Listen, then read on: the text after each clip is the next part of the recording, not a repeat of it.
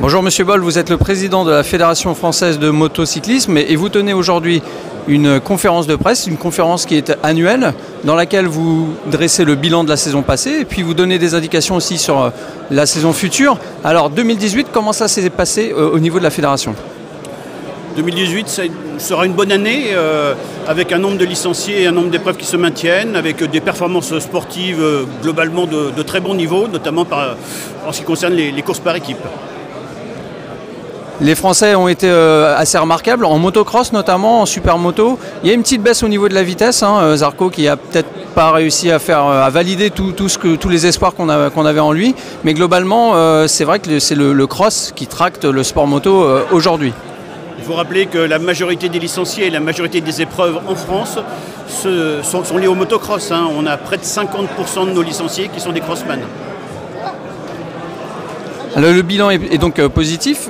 Qu'est-ce que la fédération a comme dossier peut-être lourd ou à traiter pour la saison à venir ?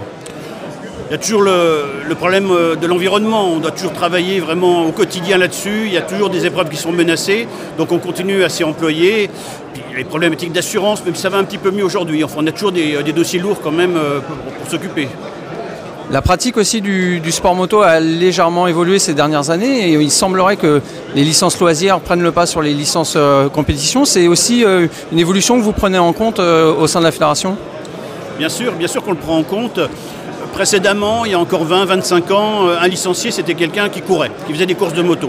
Aujourd'hui c'est moins vrai. Quelqu'un qui prend une licence, c'est plus souvent quelqu'un qui veut faire du sport loisir, qui veut aller tourner sur un circuit de motocross ou sur un circuit de vitesse, sans forcément s'engager en compétition. Donc c'est vraiment une évolution, mais qui ne concerne d'ailleurs pas que le sport moto, ça concerne beaucoup de disciplines sportives. Et enfin, au niveau international, puisque vous êtes également vice-président de la FIM, il y a aussi des gros travaux qui vous attendent pour les saisons à venir au niveau de la Fédération internationale de motocyclisme. Oui, le président Georges Villegas, qui vient d'être élu, a d'emblée ouvert des nouveaux chantiers et en effet, il y a beaucoup de travail à faire sur le plan international, donc je serai à ses côtés pour l'aider à ce niveau. Quels sont les dossiers à traiter en priorité, on va dire ? Alors il y a le problème des assurances à terminer, parce que le chantier était ouvert, il faut le terminer aujourd'hui. Le problème du VTT électrique par exemple, et puis les relations avec les promoteurs, que ce soit par exemple avec la Dorna ou avec Ustream, qu'il faut consolider.